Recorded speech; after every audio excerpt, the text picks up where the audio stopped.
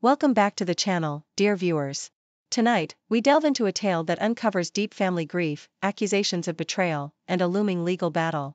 The story is titled, My In-Laws Accused Me of Betraying My Late Husband and Threaten Legal Action Over a Family Heirloom. Join me as we unravel the events that turned cherished memories into a source of conflict and heartbreak. So, sit back, relax, and let's dive into this intense story. I, female 33, lost my husband very unexpectedly 7 years ago. We knew each other from a very young age and married when we graduated college. I've known his family for almost my entire life and they're the closest I have to actual family. My own family situation has always been problematic. I became very close with his parents in particular.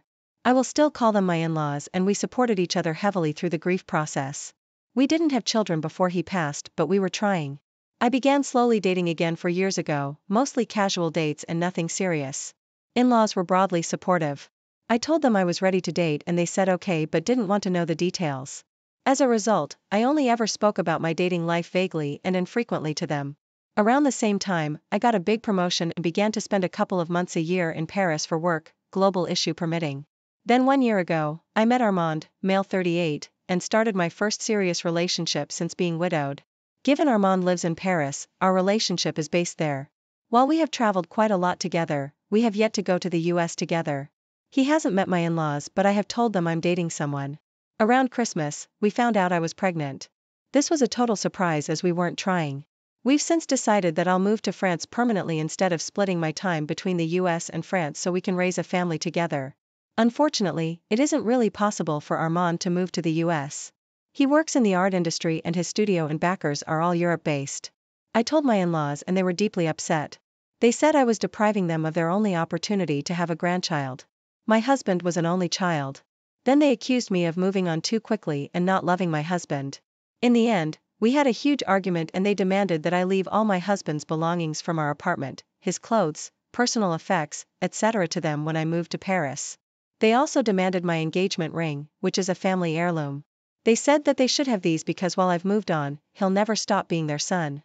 I said no. These things are all treasured memories from my life with him and I never want to forget. They have threatened legal action to recover the ring in particular. I don't think they have a proper legal right, but I can see the hurt I'm causing them with my choices and maybe by giving them what they asked for, they'll be able to have closure.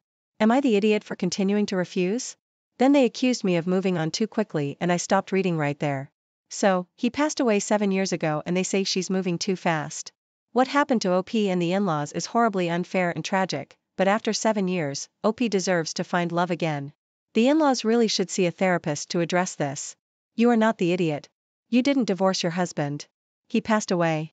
The person you chose to spend your life with and that was taken away from you way too soon. Unfortunately, he was taken from them too soon as well. I would try to find a compromise which may be giving them the ring and you keeping the rest or finding a few things of sentimental value and giving them those, but ultimately this was your husband. These are your memories with him and you'll never stop loving him just because you found someone else to love as well. You are the idiot. The ring should absolutely be going back to the family though. No matter how you feel about it being given to you, the heirloom is meant to be passed on to a future generation family member at some point, which again isn't possible in this case because you two never had a child together. You're moving on and your family's now with another bloodline family. The heirloom ring is not meant to be with that family at any point. I'm sorry, but this is a very bad take. OP's a widow. Widows do not lose their place in a family. The ring will go where she sees fit because she's the rightful owner. OP, it's your choice one way or another. However, I wondered how you having a baby with your new partner is depriving them of a grandchild. Totally bemused by that. If they want to be considered your child's grandparents, the last thing they should be doing is making petty demands. Update. After the funeral, I already gave many of my husband's possessions to my in-laws. What I kept were some clothes that reminded me of happy times. Things with his handwriting on them. Memories from trips, etc. And I want to keep those. It's not like I'll be lugging a huge amount of things to Paris. It's not unreasonable that I keep these. They're memories we made, not with his parents. It was worth clarifying that I don't have a separate wedding band. We couldn't find one we liked which matched the ring. So my engagement ring is also my wedding band, which my husband put on my finger in the church. I do wear the ring frequently, and it's the only thing I wear with any regularity. I really don't want to lose the relationship with my in-laws. They've always been so kind to me before all of this happened.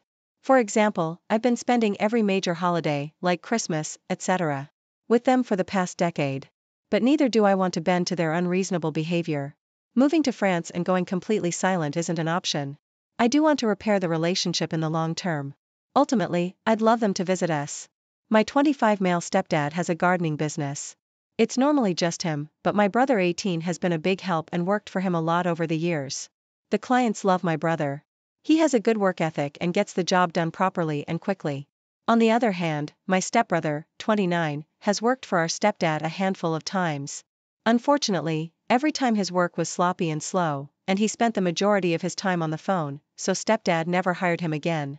Recently, stepdad has been sick. His body's just giving out on him, and our mom's forcing him to retire before he kills himself from work. He wants to give the business over to my brother since he has the work ethic and the rapport with the clients like him. My brother is basically our stepdad's mini-me, lol. My sister, stepsisters, and I are all okay with this since we feel our brother deserves it with the work he's put in and how he's helped build up the business. Our stepbrother, on the other hand, is angry and thinks he should get it since he's the biological child. I know I keep saying stepdad here, but that's just for clarity's sake, and he's very much our father and couldn't care less about biology. When our stepbrother was having his little fit about it, I told him to get over it and that he couldn't even hold a normal job, let alone run a business. Am I the idiot? Edit. The relationship is strained since stepbrother used to steal from him and us. He barely even sees any of us now, and that's not from our lack of trying. I don't even think he's met my stepsister's young son. Not the idiot. It might have been harsh the words you gave your stepbro, but honestly, that's the reality of the situation. It's dad's choice who he gives his business to, and he chose your brother, who would take care of it very well and is the person most likely to carry on the legacy. Would your stepbrother have been just as angry if your father had sold it to a stranger? He had nearly 10 years on your brother to build the rapport with your dad and his clients needed for this responsibility. This failure's on him. He saw your stepdad's hard work as something he could benefit from by slacking and doing none of the work going forward. I'm glad your stepdad and your siblings have a backbone. Your stepbrother's just looking to mooch, and that's it. Please ensure your dad gets all this in writing and certified by his wife and an attorney. If something unexpected happens to dad, the whole situation can become a crap show and fast. Get it in writing now so that the business, including the client list and physical assets, mowers, trucks, tools, all go to brother. You owe your stepbrother nothing, and if he keeps harassing you, feel free to block him. Backstory. My mother-in-law lived 4 hours from our city. Last year, she decided to sell her house and move near the family. She recently closed on another house here as her house was under contract. My wife stayed home overseeing some work on the new house and painting. My daughter, a first grader, and I went to my mother-in-law's house to get her moved out. My mother-in-law is the type of lady that exalts males on a glorified pedestal. Over the years, she's made numerous inappropriate remarks about my body build or my appearance. She's even gone as far as asking very personal questions. Nonetheless, her mouth has gotten her in significant trouble. With that said, when we arrived, she seemed to have been minding her manners at first. However, she commented to my daughter that when she gets older, she should marry a man just like her father. Later that night, we had an argument. My kid didn't eat dinner because she had a stomachache. My mother-in-law demanded she helps clean the kitchen and said I should be relaxing instead. My argument was why should she have to clean up from dinner when she didn't even eat? The next morning, my daughter slept in a bit, which irritated my mother-in-law. She commented that my wife is lazy. That's where her granddaughter gets it from. It made me angry considering all the work my wife has been doing to her new house. An hour later, my daughter got out of bed. I was outside when my mother-in-law was putting socks on my kid and said don't ever get fat like your mother. I didn't know about that comment until the next day. As they were packing boxes, I overheard my mother-in-law telling my daughter that her mother never wanted her. For the record, that's not true. My mother-in-law was hounding my wife to end the pregnancy because she said my wife would blow up even bigger and that having kids ruins lives. My child was upset and hurt. My instinct was to get her away from that environment. We got lunch and I took her to the beach to distract her mind. We talked it over and I promised her what her grandmother had said was not true. I called my wife and she and I spoke for a while. While they were on the phone, the comment about not getting fat like your mother was brought to my attention. We went back to the house and I gathered our belongings and we left. Outside sat several pieces of furniture in a few large boxes. My mother-in-law tried hiring movers after we left but none were available. Overnight it rained which ruined everything. My brother-in-law called me an idiot for letting her furniture get ruined and also claimed that it was elder abuse. A week later I received a handwritten bill requesting $4,000 for the ruined furniture. My mother-in-law wrote how saddened she was to realize my wife had brainwashed and demasculized me. The move occurred on the 1st of the year, and yesterday I received an additional handwritten letter stating that I'll be sued if I don't pay for the damages. Yes, Your Honor. I'm suing my son-in-law for damages. He left because I intentionally inflicted emotional trauma on his daughter. No, he wasn't being paid for this work. No, he was under no contractual obligation to complete the job. No, I made no efforts to cover my own items with tarps, garbage bags, etc. when I realized it was raining. Yeah, I don't see that playing out really well for her in court. Let her sue you and waste her own time and resources. She has nothing supporting her claim. That's wild. Your mother-in-law is a narcissist. Politely let her know you will deduct it from what she owes from your wife and daughter's past and future therapy bills to deal with the trauma she created by being awful. Not the idiot, and I hope your entire family goes no contact with this cruel and toxic woman. Sadly, I think it's going to get worse. I agree that no contact would be ideal, but knowing mother-in-law's moving closer makes me think that won't be the case, at least not right away. OP's wife is likely far too used to her mother's mistreatment, which makes it harder to build the boundaries necessary. If she does try to take a stand, you know her mom will use moving closer as a guilt trip and manipulation tactic. I, 22 female, will graduate from nursing school next June. I've started looking for jobs and I've been thinking I could try being a particular nurse, those that you hire to take care of a patient in their own home or if they need medical care 24/7. I prefer that for now as I got very anxious during my practices in hospitals. There are many patients and it's a very stressful situation if you don't have much experience. I plan to work as a domestic nurse for half a year and then try again to do work in a clinic or hospital after gaining experience. Well, I have a brother who's a young teen. He has autism and he's disabled from his waist down. My parents asked me if I'd be willing to work for them taking care of my brother. I said it was okay for me. A patient is a patient. Then they asked me how much the family discount was to consider hiring me. I told them they'll have to pay me full price if they wanted me to nurse my brother. There's no such thing as a family discount. They got angry. They told me I was doing this for them and for my brother and that there's stuff more important than money. What I'm asking is not unreasonable after all. I have to take my brother to therapy, shower him, clean him up, feed him, give him his medication, etc. All the same stuff I'd have to do with any other patient. I think I'm asking for fair pay that's consistent with how much work I'll do. I'll charge £25 per hour, which is the average where I live. I don't think I'm being too unreasonable. They told me there's stuff more important than money. Like what? Gems? They're welcome to pay you in those too. Of course, since money's so unimportant, your parents should have no problem giving that worthless cash to you. LOL? I hate parents that try to take advantage of a child's success for their gain. You are not the idiot, but I really don't think you should start your professional career by working for your seemingly entitled parents. 1. You need the real-world experience of interacting with new people. You might think of doing this through a care company. 2. You'll need a valid reference when you get ready to return to a hospital or clinical situation. Working for your parents is different. 3. You need to start earning for yourself so that if you do or say anything they don't like, they can't hold your wages over your head. Family and business do not mix. OP, excellent advice. I also foresee hours being an issue with this situation. OP is scheduled from 8 to 5, but her parents expect her to stay later or come in early because it's family and family helps out. Also, I hate to think it, but I can't help but wonder if OP's parents would sabotage a reference to keep them from progressing in their career so they have to keep working for their family. Your parents are tired of taking care of your brother and want you to start doing it so it's not their responsibility anymore. They should want you to start your professional and independent life well, which means watching you get a full-time job or agreeing to pay you full price for your services. To be honest, I think £25 an hour is way too low for this kind of care you want to provide. This would be the family discount. They're asking you to set up a recipe for resentment and you don't have to play that game. So this happened yesterday. I came home from work in the evening and saw something cooking on the stove. I asked my boyfriend and he said he was boiling salmon.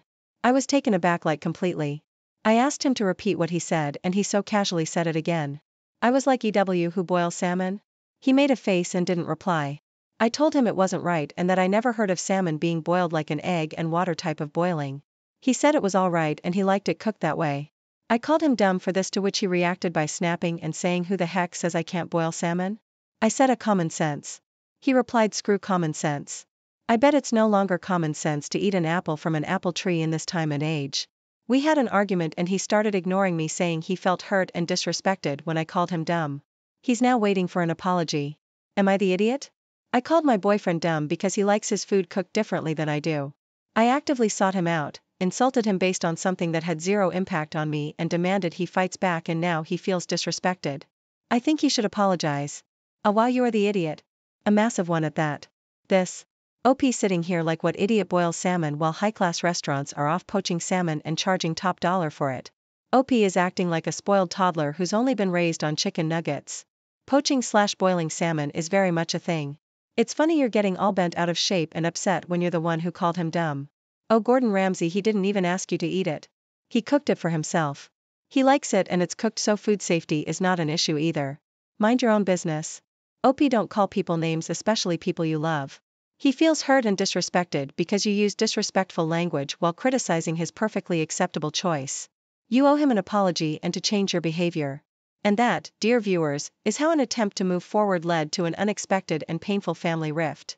If you are captivated by this tale and want to hear more stories of family conflicts and unexpected revelations, be sure to like this video, subscribe to our channel, and hit the notification bell so you never miss an update. Share your thoughts and similar experiences in the comments below. Have you ever faced a situation where your past collided with your future in such a dramatic way? Until next time, remember, the ties that bind us can also be the ones that— Hey everyone, welcome to our channel where we delve into the most heart-wrenching and compelling stories about family, relationships, and the human spirit. Today, we have a story that will leave you shocked and emotionally moved. It's called, My Daughter's Cry for Help, the terrifying discovery of her stepmother's abuse. This is a powerful tale about a father's journey to uncover the truth behind his daughter's suffering. Let's get right into it. What are you doing, Bill? Can a man drink that much? Lamented neighbor Mrs. Hargreave. She looked reproachfully at Bill, who was like a son to her. I'm in grief, don't you know, Mrs. Hargreave? Bill whispered, crying and swaying at the table with the drink in his unsteady hand. His red swollen eyes looked distracted and vacant, his cheeks and chin were covered with long stubble, which made him look miserable and untidy. Mrs. Hargreave wrinkled her nose. Yes, you are grieving, but she's grieving too. The woman pointed her hand at the little crying girl huddled in the corner of the sofa, and looking from there frightenedly at her father. She may be 100 times more hurt and scared than you are, she's only 6 years old, and not only has her mother died, but her father has turned into a monster. Mrs. Hargreave stood in the middle of the room, her eyes sparkling angrily. She turned to the little girl and spoke to her. Now her voice sounded very soft and gentle. Come with me, Esther. Daddy will come and get you when he gets a little better. Esther immediately responded to her neighbor's affectionate appeal, ran up to her and wrapped her little arms around her. Her little eyes looked hopefully at the kind elderly woman. And you, Bill, get yourself cleaned up and stop drinking. Esther will stay with me for a while. And remember, you are the most dear person in the world to her now, and you have to think about her first now, and not about how you're hurt and miserable. Mrs. Hargreave took the girl and left. There was an oppressive silence in the house. Bill's hand reached for his glass, but he suppressed that impulse. Mrs. Hargreave is right. It is necessary to live at least for Esther. The man collapsed face down on the sofa and tried to forget himself in an anxious sleep. Before his eyes, as on a film, flew all his family life. Here is his beloved Helen, beautiful and happy in her wedding dress. She happily tells him, you and I are going to live happily ever after. And then suddenly a very recent picture came to mind in which she, pale, exhausted by illness, with a headscarf on her head, was speaking again. But now her voice sounded quiet and sad. You should take care of her, Esther. Don't leave her. Bill shuddered at these memories and cried again, this time of great shame in front of his wife for not coping. A few days later, he, clean-shaven and sober, stood on Mrs. Hargreave's doorstep. Hello, I've come for Esther, he said with excitement. Oh, you have come to your senses, the older woman looked at him sternly over her glasses. Well, come in, but you need to wait. I've put Esther to bed after lunch. She needs daytime sleep now more than ever. So you and I will drink tea meanwhile. I have baked donuts with her. Thank you, Mrs. Hargreave, for shaking me up. They sat at the table and talked quietly, reminiscing while little Esther was sleeping, curled up on the old couch. That's how my son used to sleep, Mrs. Hargreave said, looking at the girl. He was so cute. And then he had an accident at work. It was like I lost my meaning in life. I didn't know why I live, why I work. You are luckier than me, Bill. Look, there's the meaning of your life, sleeping on the couch. Esther woke up exactly 1 hour later. As soon as she opened her eyes, she immediately rushed off the couch and jumped on her father's lap. She happily stroked his shaven cheek, saying, Daddy, my daddy is back. At this point, I would like, of course, to say that everything had settled down. But that would not be quite true. Sometimes Bill would get depressed again, and he would drink again. And once again, Mrs. Hargreave would take Esther to her place for a couple of days. Time went by. Esther went to school. She studied well, and Mrs. Hargreave was always ready to help if Bill suddenly went out of order for a few days. And then one day, Bill brought a woman home. Daughter, meet Paula. She's going to live with us, and I hope you'll be friends with her. A beautiful tall woman looked at the girl, slightly squinting her eyes and smiling. She was as bright as a candy wrapper, and Esther smiled at her. Finally, Daddy will be happy. He will stop drinking and crying at night, thought the little girl. And she was right. Her father adored his new wife. But her relationship with Paula did not work out. Everything was fine in front of her father. Paula was usually smiling and talking affectionately to the girl. But when he was away, she literally abused the child. Esther could not understand why her stepmother hated her so much. Not a day went by that Paula did not scold or humiliate her. The girl said nothing to her father. She thought that if Paula left, her father would get sick again, and he would start drinking and crying at night. Noticing that her stepdaughter unrequitedly accepts all the abuse, the woman became brazen and sometimes began to beat Esther for the smallest mischief. Each time, the slaps grew stronger and more painful. "What is this?" asked Bill once, noticing a bruise on the daughter's arm. But Esther only lowered her eyes to the floor, hiding her tears, and said that she had fallen accidentally.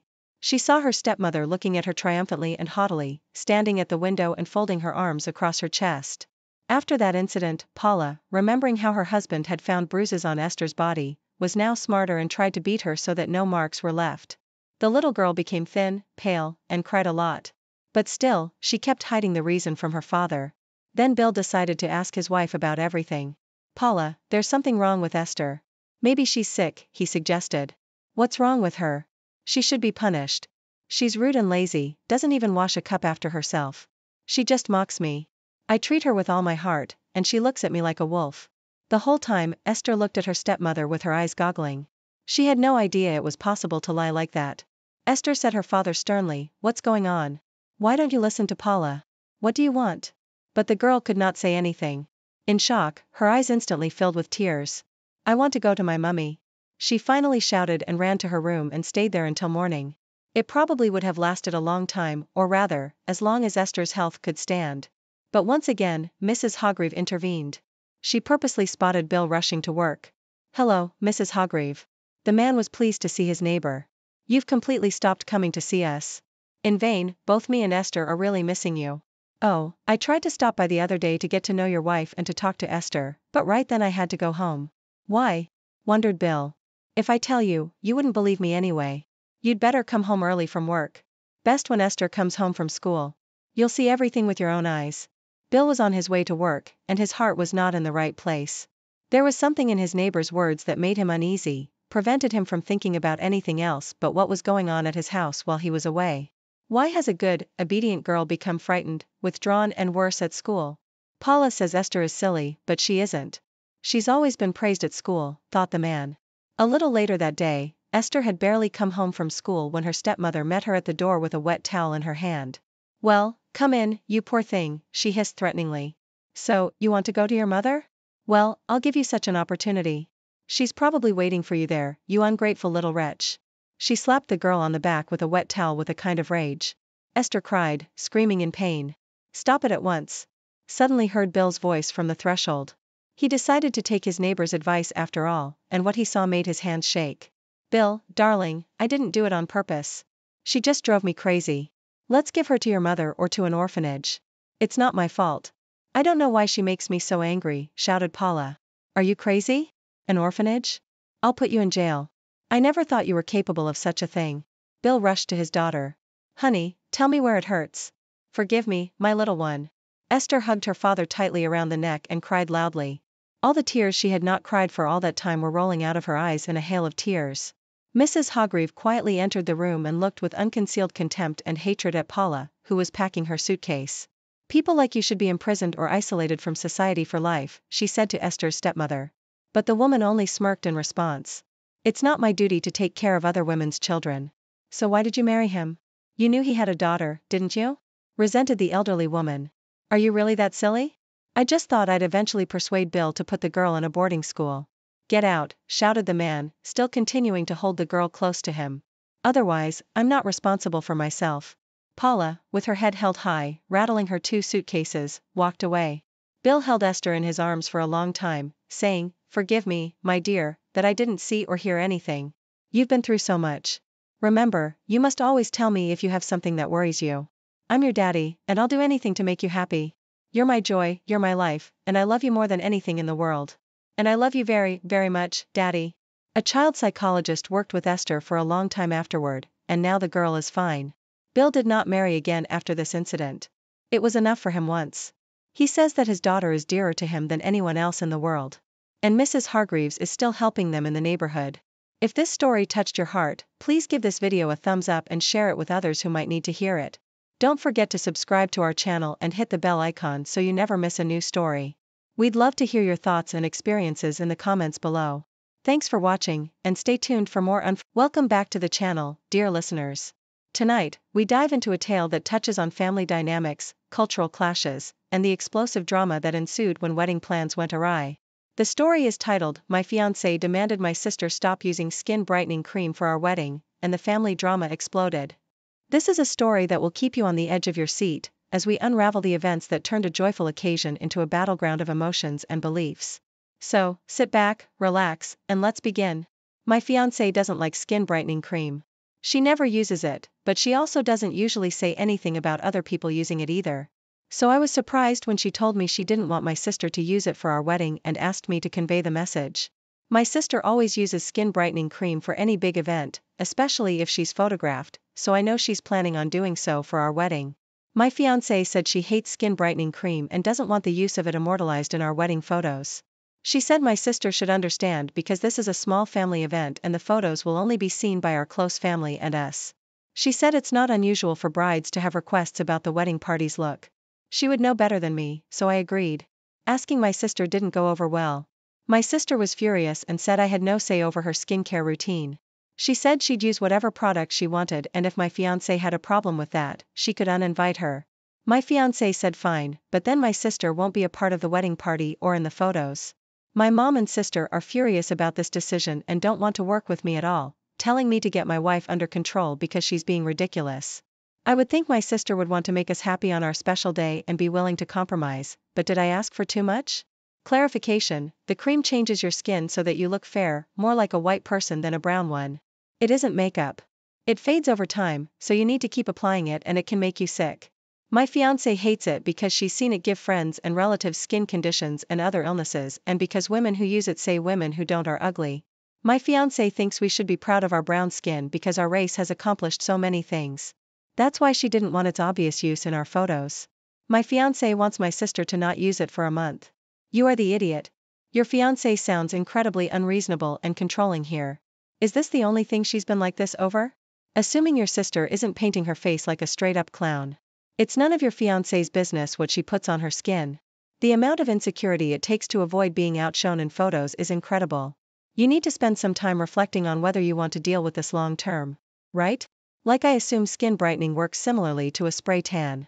I do a spray tan all the time before big events, especially when I'm going to be photographed. It would be weird and unreasonable if someone didn't want me to for what appears to be no logical reason. You're the idiot, OP. Not only for agreeing with your fiancé's unreasonable request, but also because of your last sentence. I would think my sister would want to make us happy on our special day. Full stop. That's manipulative. Disagree. I think OP needs to make it really clear that when you're saying a skin brightening cream, you mean a fairness cream. I think that really changes the concept because it involves colorism. I hope you don't mind me asking, but are you South Asian? I am, and I know the craze around fairness creams. Like Fair and Lovely, and the culture surrounding lightening your skin is poignant and gross. I see why it makes your wife uncomfortable to have people bleach their skin around her. Generally, but especially if she's a darker skin tone herself. With the context, I think not the idiot. Sister's not saying she thinks brown people are ugly by using this cream. If anything, she's just saying she doesn't like how she looks and wants to change herself. If a natural brunette lady dyes her hair because she doesn't like herself brunette, that's not some huge message that she thinks all brunettes are ugly. I'm going to treat this as any other moral choice, e.g. veganism. It's one thing to choose a life for yourself and another to force it on others. OP, you are the idiot. Update: after talking to my fiancé, we've decided to just uninvite my sister. Her beliefs are our own and not really any of our business. But why would we want someone who thinks women who look like my fiancé are ugly to be at our wedding? It just doesn't make sense. I always saw it as a personal choice, but it's more than that. By using that cream, my sister's saying to the world that she thinks brown women are ugly. And while that's sad for her because she is one, it isn't my fiancé's problem to deal with. So we just won't have her there. No one should be told on their wedding day that they're ugly. I was with my ex for about 7 years, never married, and we lived together for the last 4. We broke up 3 years ago. She has a 21-year-old son, Shane, who's now going to college in a town I've since moved to that his parents don't live in, about a 6 hours drive. We've moderately kept in touch since the breakup, mostly just when he reaches out to me. I would have preferred a clean break from both him and his mom, but I have a hard time totally shutting people out. I've not seen Shane in person since he was 18. Anyway, I got married last year and welcomed my first child a few months ago. This will be my first Christmas with my wife and child. Shane was going to visit where his mom lives now for Christmas, but due to a pending storm, it's uncertain if he will be able to travel there. He called me last night and asked if he could spend Christmas with me. I definitely got caught off guard and told him while it was good to hear from him, it'll be my first Christmas as a whole family and I would prefer to keep it to just us and maybe her parents who will stop by later. Shane was very upset and told me I was replacing him. I tried to reason with him that this happens when adults move on. I said we could still keep in touch, but I wanted Christmas just with my family since it's our first one. He hung up and then later sent me a long text saying some not super nice things. My wife is glad I said no, but at the same time says she empathizes with how he feels and I should apologize but not necessarily have him over. But she would support me if that's what I want. Am I the idiot for not wanting him to come over for Christmas? Edit. Shane's father is active in his life. He's just out of town. I had only met Shane a few times until he moved in during his high school years. He was very active in sports and extracurriculars, so he wasn't actually home that much for us to spend time together. Their moving in was supposed to be temporary after his mom got laid off and it dragged into their staying longer. His mother was very adamant that Shane had a father and she didn't want me to attempt to parent her kid. While he lived at my house, he was basically an adult roommate. We got along well, but it was never a father-son type relationship. Yikes, dude. You are the idiot. He was your stepkid for basically 7 years.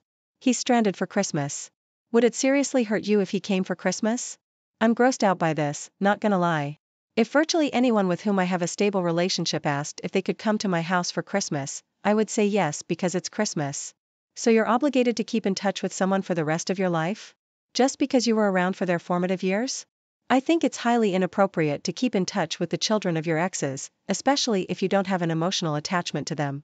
You can't keep staying in their lives just to spare their feelings. Opie has his own feelings and the feelings of his own family. The young man mentioned in the story has a father, so it's not even like Opie was his only father figure. Disagree. Opie's an idiot. You either make a clean break or you let him be part of the family.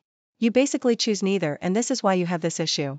You should have told him you were no longer a part of the family as soon as you signed those divorce papers. It still would have hurt a lot, but that's the proper way of doing things. Not just because it's inconvenient for you now. The only good thing is he's an adult now and this will give you the clean break you wanted. Even if it was the absolute worst way to do it. I, 24, female, live with my girlfriend, 25, and a roommate, 23, female. We share a 2-bedroom apartment and have lived together for 2 years now. Up until now, we've gotten along pretty well. My roommate has an elderly cat. The cat is honestly kind of mean. She doesn't like my girlfriend or me and will run away if we try to pet her or pick her up. So we just avoid each other. My roommate asked if we had cats before moving in because she said her cat doesn't like other cats. We didn't have any pets at the time, so it worked out. However, we did tell her that we might want one someday, to which she said we'd have to revisit the issue if it came up. Well, my girlfriend and I have gotten to a place where we really want our own pet.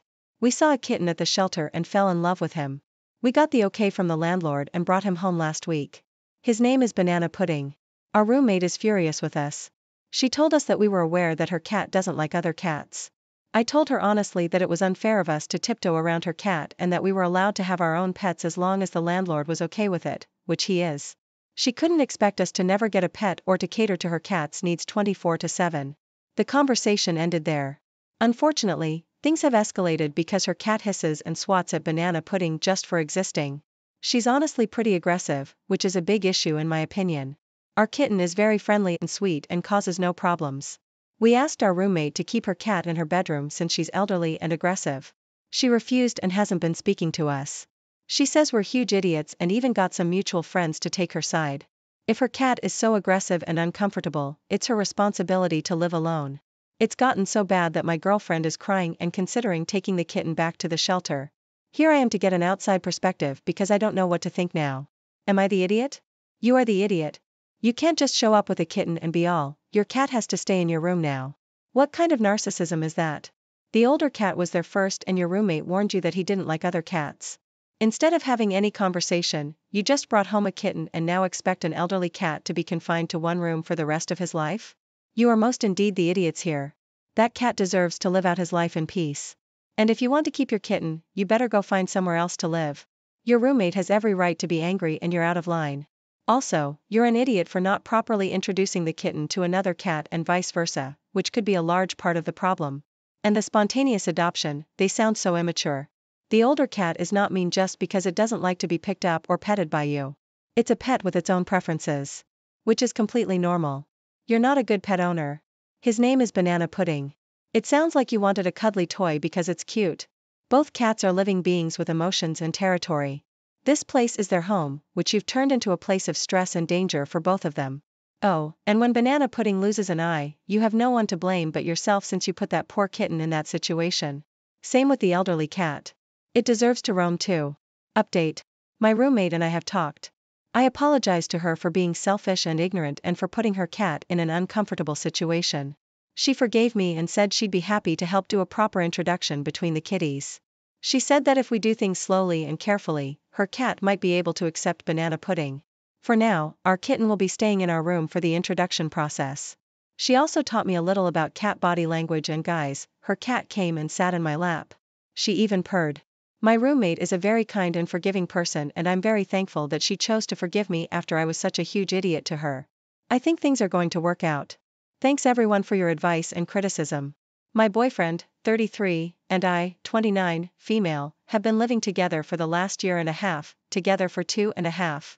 A few months ago, my boyfriend had his blood pressure measured and it came back ever so slightly high.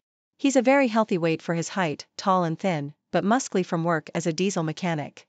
But high blood pressure is no joke, so he decided to try to clean up his diet a little. I do 90% of the cooking at home. By choice, he does dishes and vacuums, so this isn't an issue. And I genuinely cook on the healthier side.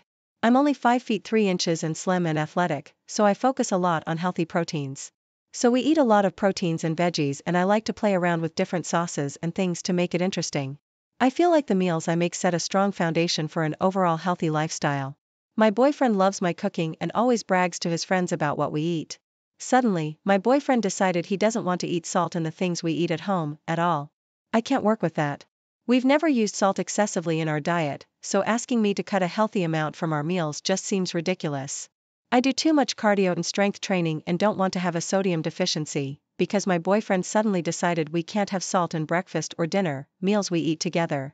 I brought that up to him and he suggested salting my food separately, which, fine, but we all know it doesn't taste the same. Cooking our food in separate pots or for me to supplement in other ways, like Gatorade. This is where the issue comes in. I would be perfectly happy to make these accommodations if I felt like it would actually help, but he's constantly snacking on high-sodium snacks, like chips and pretzels and frozen egg rolls, and I just feel like it's unfair to ask me to change how I salt our food, before working on cutting out some of his unhealthy eating choices. He's gotten to the point where he feels disrespected if I cook for both of us and use salt, and he'll refuse to eat or do the dishes if I tell him I've salted the food. I think he's being a baby and refusing to stop salting our food. We're at an impasse. So, am I the idiot? I feel like the salt content in our food is not going to be the change he needs to reduce his sodium content, because he's snacking around 6 to 8 times a day. Not the idiot. Pretzels? Come on, man. It's a little salt block. A delicious salt block, but still. The high sodium snacks are the issue, not your cooking. My dad developed high cholesterol when I was a kid and was told to cut out red meat. So, the whole family cut out what little red meat we were eating. Lo and behold, we discover that dad's just eating red meat for lunch at work instead. So, that was the ends of the whole family making the change, because why should we, when he won't help himself? Pretty sure an actual salt lick has less sodium than frozen egg rolls. He just needs to cut the junk food first. A woman in my family went through this. She changed the meals for the whole household and started packing the guy lunches that fit with the dietary recommendations. Went to a lot of effort and expense, getting all their food in line with the doctor's orders. No one was happy about it, but it was necessary for this guy's health. One day she went out to his car to get something and noticed a bad odor. So, she opened the trunk and discovered he'd been dumping his lunch bags in there every day. When confronted, he confessed he's been going out and eating lunch and would have a big satisfying meal, so he didn't have to eat much of the healthy food at dinner either. Basically, it sounds like your boyfriend is saying that he wants to put all the work for this on you instead of him. Make him cook his own dinners. He's eating salty snacks and complaining about your cooking. He can take care of himself. When he cuts out the healthy snacks, you'll resume cooking with compromise. I, 23 female, went shopping a few days ago and my fiancé wasn't supposed to be there, but he kept insisting we had things to talk about, so we showed up. When I was going to pay for my items, he gave me his card and told me that he would take care of it from now on and I shouldn't spend my dad's money anymore. Things are rocky between my fiancé and dad, which is why I think he said it, but the entire thing rubbed me the wrong way. I pushed his hand away and told him I didn't need him to pay for my things, but he ignored me and paid anyway. I was mad, so I asked him what he was doing and told him to stop being an idiot. He told me I was welcome and to stop making a scene. I kept bringing it up and telling him he was being an idiot, so now he's annoyed at me and saying things like I need to get used to not living under my dad's thumb anymore. Am I the idiot? Not the idiot. Hate to break it to you, but your fiancé thinks of you as a possession, not a person. He wants to ensure that you know you belong to him, not your father. If you don't like that feeling, try paying for your own things occasionally. I encourage you to seek financial independence. Are you sure you want to be engaged to a guy who needs to be right and in charge, to the point that his power plays steamroll right over you? I find it disturbing that he said he would take care of it from now on. Does he expect you to be totally financially dependent on him and unable to take care of yourself so you can never leave? Is he trying to isolate you from your family? Red flags. Yeah, your fiancé sounds overbearing and controlling. Why is he insisting on joining you when you said you wanted to shop alone? And heads up, financial control and abuse are a real thing. Make sure you are financially secure in your own relationship, so you aren't relying on him or your dad. Good luck. And that, dear listeners, is how a simple wedding request led to an unforgettable family confrontation. If you are intrigued by this tale and want to hear more stories of family conflicts and resolutions, be sure to like this video, subscribe to our channel, and hit the notification bell so you never miss an update. Share your thoughts in the comments below. Have you ever experienced a family drama that took you by surprise? Until next time, remember, the bonds of family are strong, but communication and understanding are key. Welcome back to the channel, dear viewers. Tonight, we explore a tale of marital discord and familial expectations that has left one woman questioning everything. The story is titled, My Husband Demanded I Become a Stay-at-Home Mom, and Now We're on the Brink of Divorce. Join me as we uncover the events that turned a joyous expectation of a new family member into a battleground of values and identity. So, sit back, relax, and let's dive into this heart-wrenching story.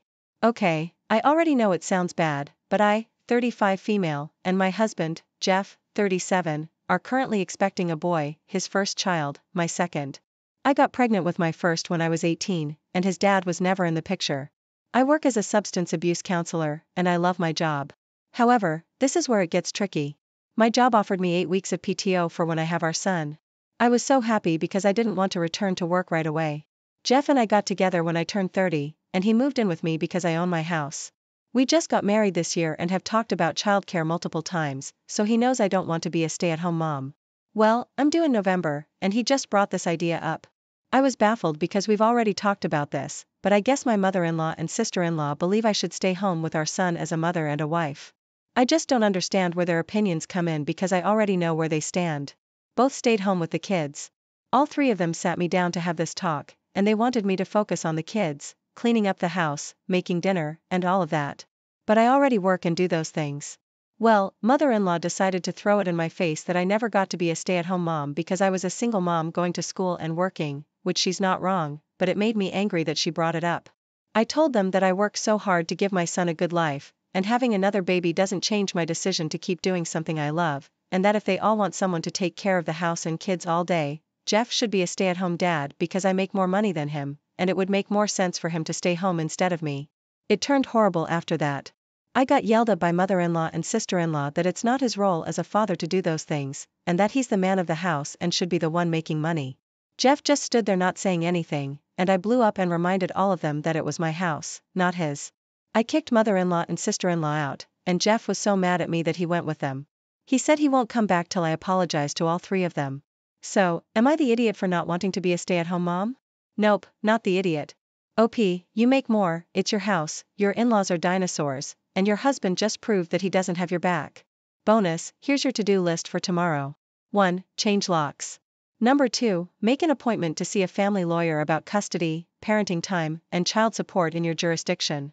3. Research them on the internet in the meantime. 4. Resolve that none of those 3 people gets back in the door unless they provide you with a fulsome, sincere apology. Sorry about the marriage, OP. I hope it was fun while it lasted. The thought of my husband bringing my sister-in-law and mother-in-law into my house to tell me what to do with my life, especially after discussing exactly what I want, makes my blood boil. I'm so sorry you had to go through that. Please reevaluate your relationship with Jeff and whether or not his value systems are compatible with yours. Do you want your son to be taught this drivel about how he needs to grow up to be the man of the house? Do you want the rest of your life to be cooking, cleaning, and taking care of the children for Jeff? Because presumably, he won't lift a finger to help you, because that's not his job. Because that's what's going to happen if you stay with this man and let him and his family treat you like this. Please be compassionate to yourself and your children and realize that you deserve far better. My vote is for the husband set up mother-in-law and sister-in-law to deliver this message.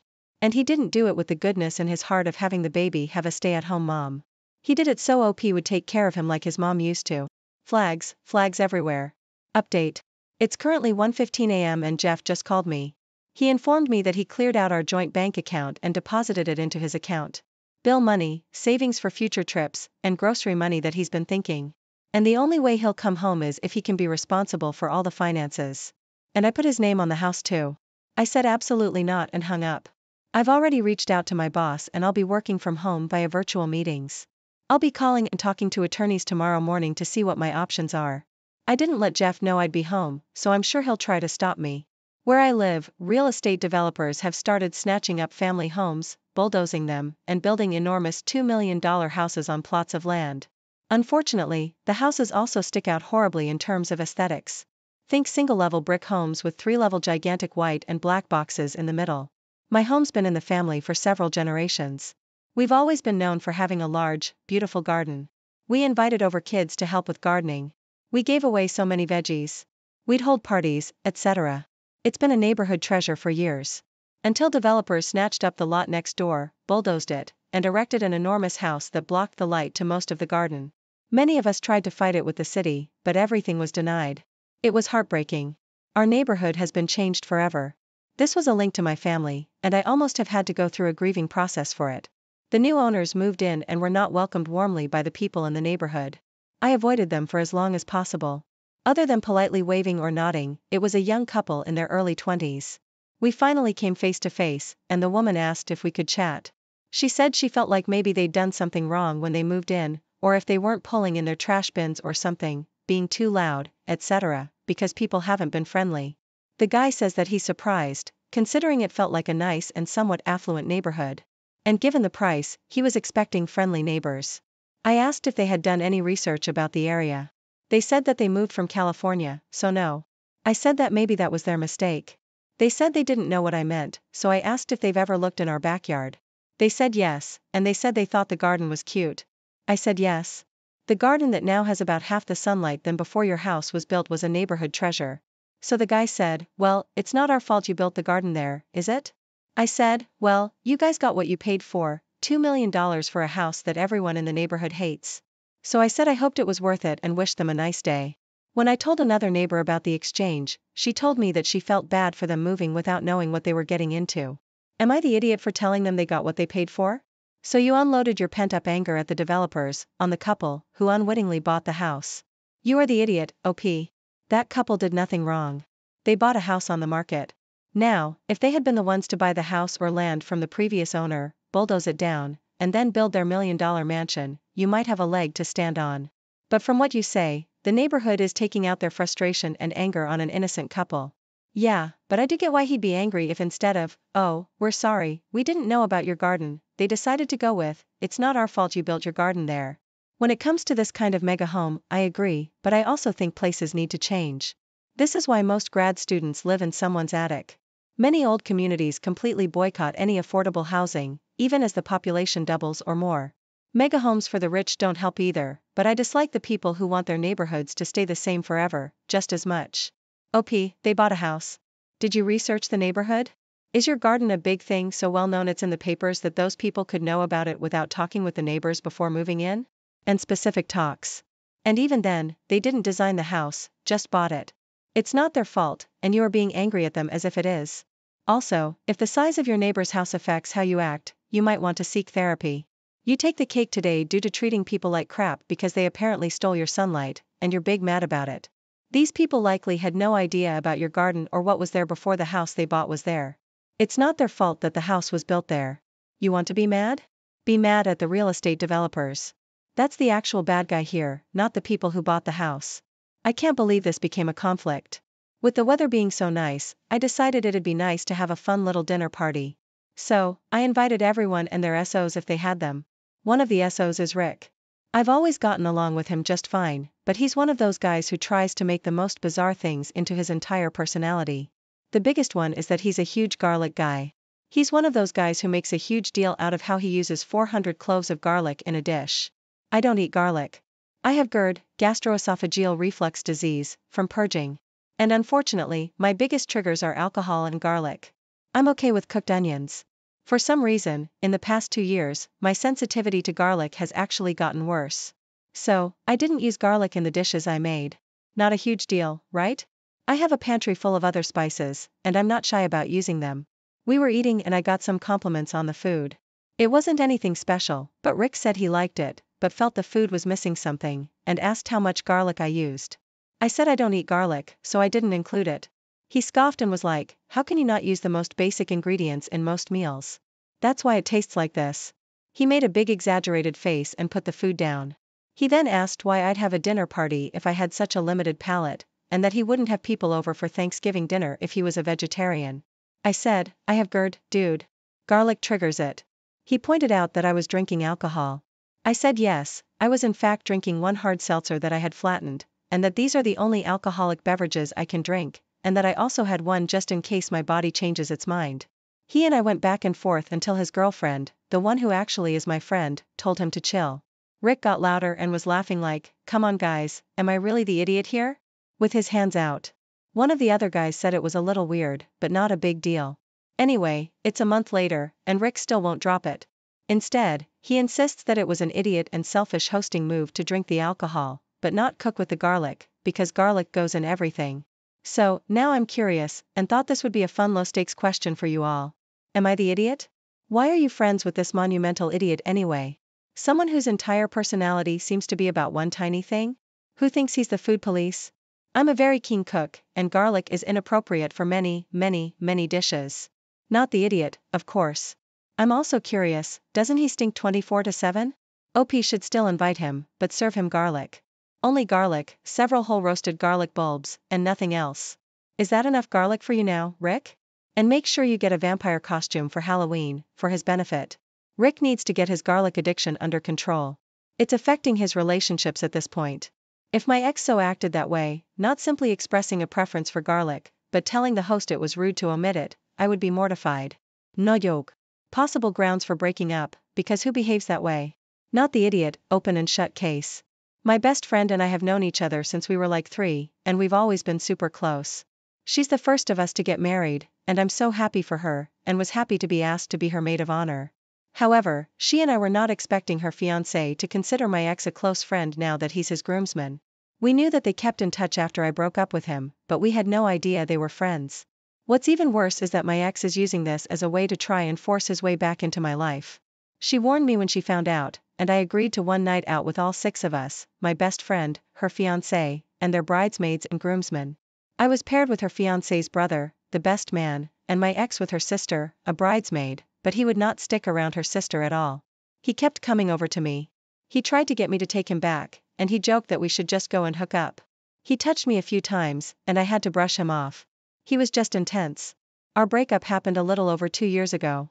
We worked together for 5 years, lived together, had talked about marriage and babies, and then I heard him mock me to his friends and say disgusting stuff like I was so boring as a person, but at least my body was good so he could drown out the rest of me and just focus on my looks.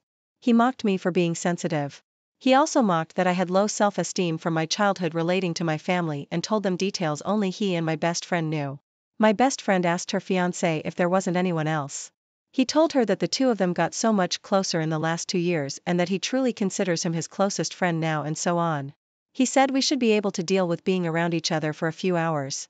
She asked if there was anything she could do to make it easier, but I can't be around him like that. I can't even have him following me around and trying to win me back. He humiliated me. He said things that I never would have expected out of him. He got 5 years of my life and he treated me like that. We agreed that I should just pull out of the wedding. My best friend is so upset and she's upset with her fiancé. He's now angry with me and he told me I should have sucked it up for my best friend and followed through on being her maid of honor because it meant so much to her. He told me I was being petty and I should be able to ignore my ex for the sake of my best friend. I do feel bad. I hate doing this, but I know I'd feel trapped in a nightmare if I had to deal with my ex throughout the wedding. There's no doubt in my mind that I would be miserable. She knows this too, which is why we agreed, but I hate doing this to her. I always dreamed of being her wedding. And now, am I the idiot? Not the idiot. The groom prioritizes his friend over his bride's happiness and he's trying to get you to suck it up. He could have chatted with your ex and told him. His behavior was unacceptable and if he tried to get close to you, he'd be dropped. But he preferred pressuring you so he could have what he wanted. I'd tell your friend that her fiancé is trying to pressure you as that would be a red flag to me. Not wanting to be touched and harassed by a creepy ex-boyfriend isn't being petty. What the heck is wrong with this guy? Also, you did ignore your ex, but it didn't stop him from harassing and touching you against your will. And ignoring your no. What else was he expecting you to do? Also, does he want drama at his wedding? I hope your friend realizes who she's about to marry. Yeah, I think you need to step away entirely. And if the ex is continuing to harass you, look into a restraining order. Good luck to the bride. Her fiancé sounds like a real charmer too, being that he knows the history and still allows this. I, 20 female, am currently 30 weeks along. I live with my parents and pay rent, utilities, and other essentials. Ever since I found out I'm pregnant, there's been a lot of tension in the house. And it feels like my parents' marriage is getting worse because of me. When I first found out I was pregnant, my dad flipped his lid because I wasn't married and because I didn't know who the father was. My mom defended me for most of his crap throughout my pregnancy and was very supportive but very disappointed in my dad for his behavior and it's been ruining their marriage. Last week, my dad demanded I move out, and I refused since I paid rent and mom doesn't want me to move out. As usual, mom defended me, but they had a big fight. I'm feeling like an idiot since I'm ruining my parents' marriage over this when I could move out, but I don't know where to go and need my mom's support. Am I the idiot? You are the idiot. You're an adult. If you want to have a baby, that's fine, but there's no reason to expect anyone else to support your child. Babies are loud and disruptive. Your father's done raising his kids, so why do you expect him to start over to raise yours? Not the idiot. You are not ruining your parents' marriage. Your dad is. Your mom is finding out your dad's beliefs around unwed or single mothers. You getting pregnant and having a child has not ruined your parents' marriage. However, your dad's behavior is. I'm really glad your mom is being so supportive, and I hope this situation resolves in whatever way it needs to. You have to prioritize your well-being and the well-being of the baby. Your dad's behavior affects your emotional well-being and your unborn babies. However, he feels it's not important as you and this child, but I'm pretty sure you have some clue about the baby's dad. You might have to pay for some paternity tests, but you need to find out who it is and make them contribute. Don't let him off the hook. I don't know if you want to know who the father is, but your child has the right to know and to be financially supported. And that, dear viewers, is how a deeply rooted disagreement led to a rift in what seemed like a stable marriage. If you were captivated by this tale and want to hear more stories of family conflicts and unexpected revelations, be sure to like this video, subscribe to our channel, and hit the notification bell so you never miss an update.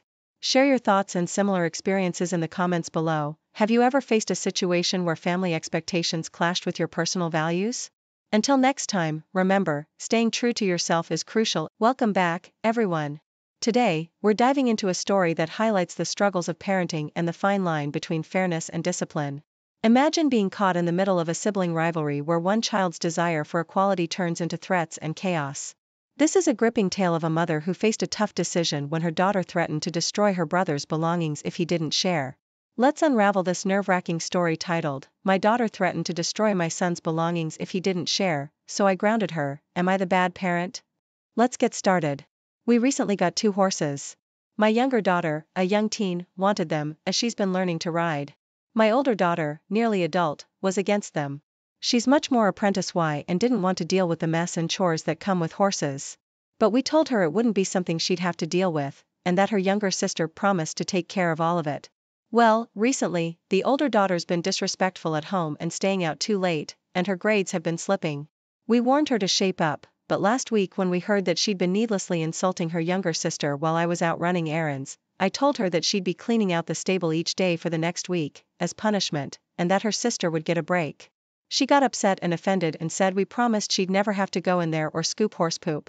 I said I promised it wouldn't be one of your chores, of course. But obviously, punishment is supposed to be something outside of your normal chores and something you won't like, and I thought it was perfectly fair here. She's been doing it for 3 days now, but seems very resentful of our broken promise, acting very disgusted, and keeps begging to get out of the rest of it. But I said I thought it was fair, and she was overreacting. Am I the idiot? You are the idiot. You bought 2 horses for your younger daughter and promised the older daughter she wouldn't have to be involved in their care. You broke your promises.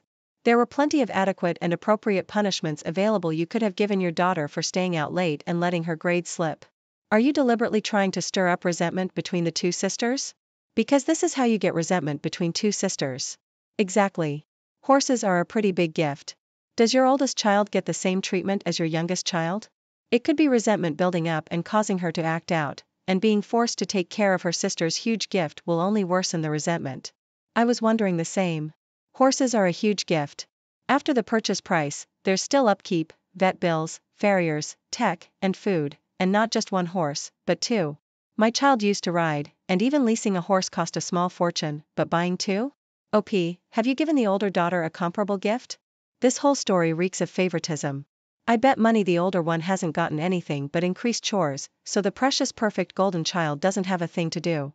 And I need more information about who said she's been needlessly insulting to her younger sister. Was it the younger sister tattling? And what is needlessly insulting? Is there such a thing as needfully insulting?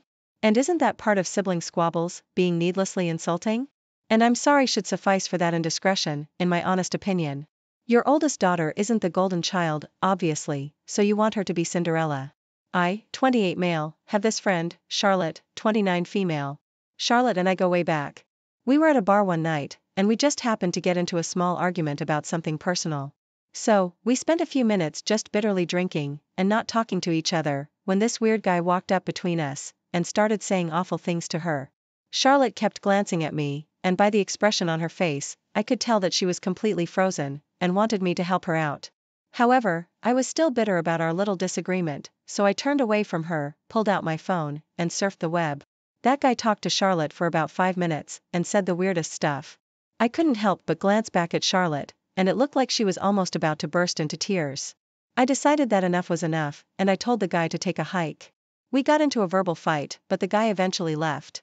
Once we were sure that the guy had left for good, and he wasn't just standing around waiting outside, I walked Charlotte back home. She just said passive-aggressive stuff like, I hope you enjoyed yourself, and it's a good thing you took your sweet time. When we returned to her apartment, she was still angry at me. Am I the idiot? Oh God, you are the idiot. You held so much power in this situation, and you decided to use it to let your friend remain terrified. You intentionally used this to hurt her, not just petty normal fighting, but to allow someone else to abuse her actively. This could have put her in danger, and she knew that. She knew that you were okay with her being verbally abused while you actively decided not to help. Yeah, you are the idiot. I cannot say enough times, you are the idiot. When a woman gives you the pleading, get me out of here stare, you do it, period, no matter how upset you are with her at the moment. The instant a creep harasses her, and she signals you, you help. Heck, even if you don't know her, and she's being clearly harassed, step in. This is how bad things happen, because no one steps in. The actual heck, dude, did you really need the whole internet to tell you you're the idiot here? You're her friend, and you just watched that happen, and listened? I doubt you're friends much longer. I hope your mild argument with Charlotte was worth losing a friendship over. You broke so many friend codes by doing that. Who needs enemies with a friend like you? My daughter, kindergartner, has some severe food intolerances. Eating the wrong thing frequently ends in a hospital visit. She has snack time at school, where the kids bring in their own snacks. I found a really fun snack for her online that she can actually eat, and I've been sending that in with her for months. On Tuesday, when I opened her bag, I found that the snack was there untouched, so I asked her why. She told me it was too tough for her to open. I asked her about the previous weeks, and she told me that her teacher used to help her, but doesn't anymore. I encouraged her to ask her teacher the next day. The next day, the snack was still unopened, and when I asked her about it, she told me that the teacher told her she needed to learn to open her snacks at snack time all by herself. So, I sent the teacher an email explaining that the snack is quite tough to open, even for adults sometimes, and that it would be super helpful if she could help my daughter open her snack when she's unable to do so. Otherwise, she has an 8-hour school day with only her lunchtime to eat. I was nice about it, but you better believe it did make me a bit angry that she'd rather let a kid go without a snack while all the other kids ate one than help a young child open a snack. I picked her up on Thursday, and she still had an unopened snack.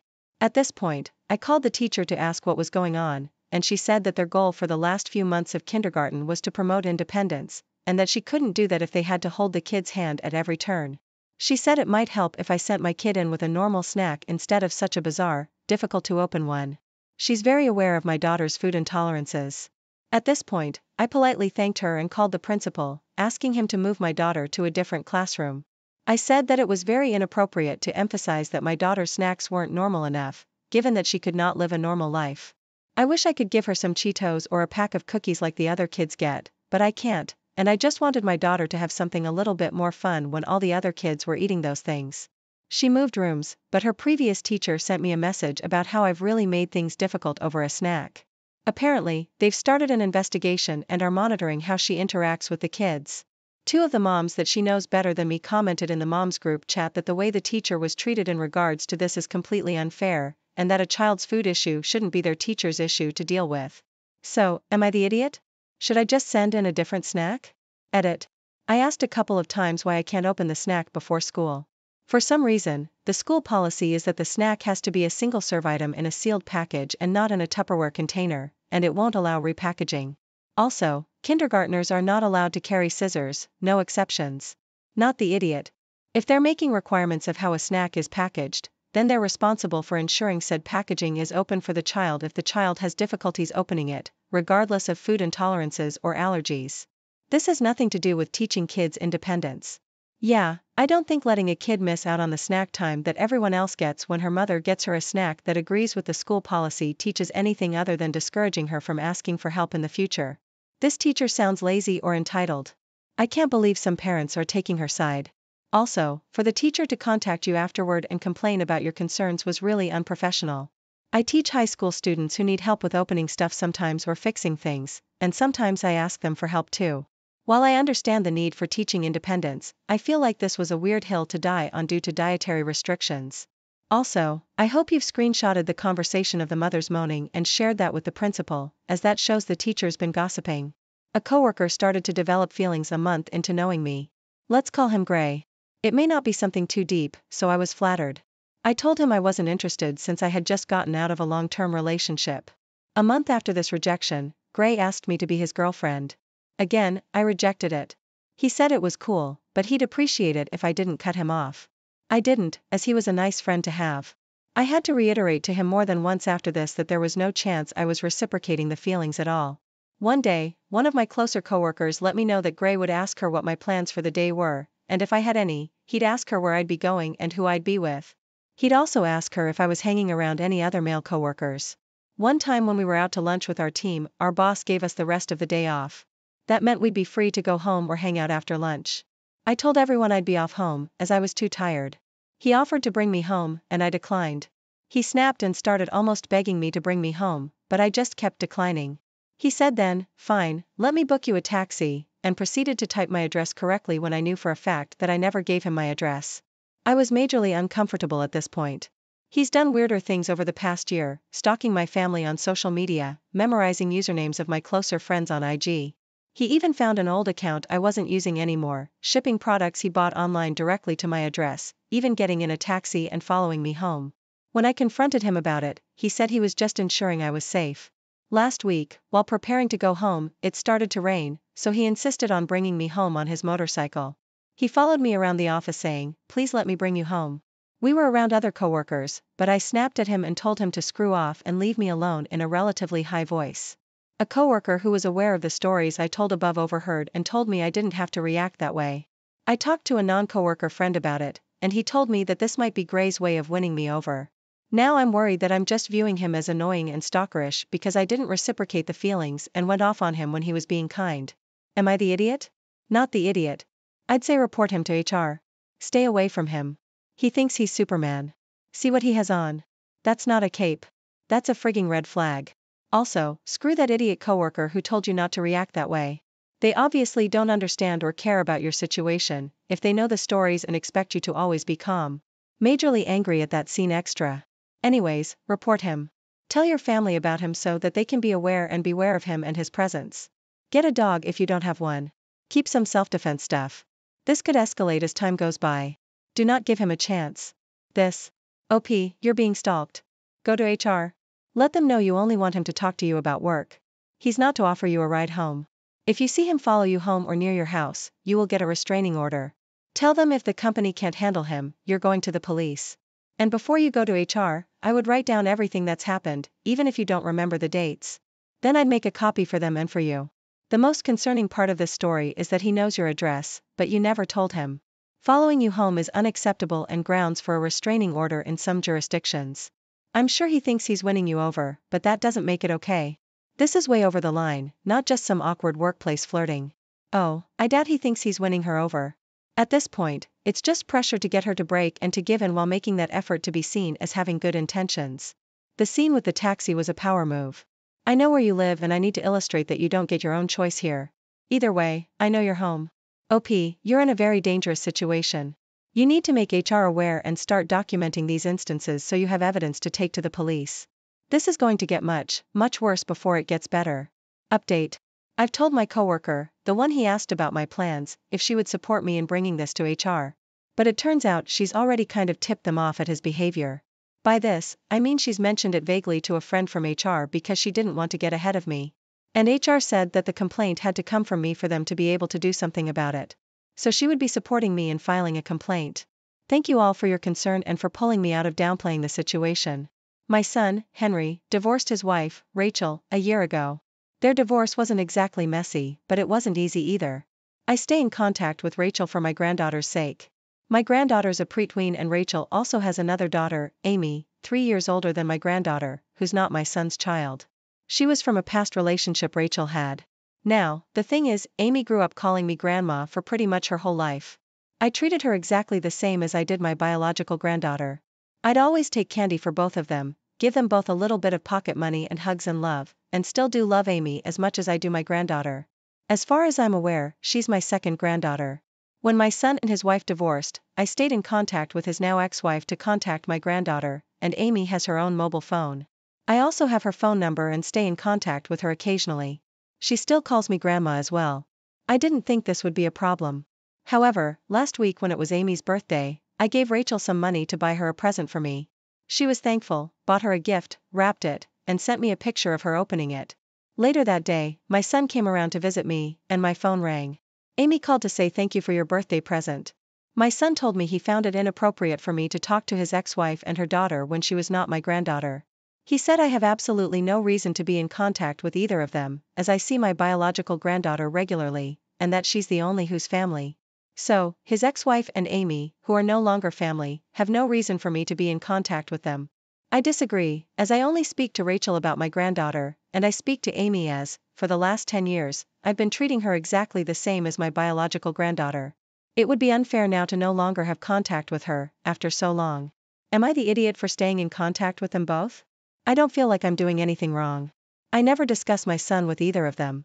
I simply check in and see how they are. Not the idiot. He's been in this girl's life for 10 years, and he's not staying in touch, and doesn't seem to care or worry about her. That should be the issue here. Be careful he doesn't decide to not let you see your other granddaughter, just because he doesn't agree with you. Your son is a major idiot though. Amy's been a significant part of your lives for 10 years, and your son is upset that you still talk to her, and treat her with kindness, instead of dropping her out of your life entirely, as though she doesn't matter at all. Is he demanding you do that to a literal child? No wonder his wife divorced him. What a selfish, spiteful idiot. Agree. That's a lot of time to form a bond beyond a casual relationship. Your son is selfish, thinking his anger towards his ex is more important than your love for the children. He cannot tell you to change your priorities. I understand that your son is hurting, but you're only demonstrating love for the kids. Once again, the father's in the movie clueless. You divorce wives, not children. Grandma gets it, but dad does not. Grandma, carry on. Family's not necessarily defined by blood. If you and Amy believe your grandma and granddaughter, then you are. Don't let anyone say otherwise. Thank you for joining us on this emotional journey. If this story resonated with you or sparked any thoughts, please give it a thumbs up and share it with your friends. Don't forget to subscribe to our channel for more thought-provoking stories and hit the notification bell so you never miss an update. And if you have a story of your own that you'd like to share, drop it in the comments or send it to us, we'd love to feature it in a future video. Thanks for watching.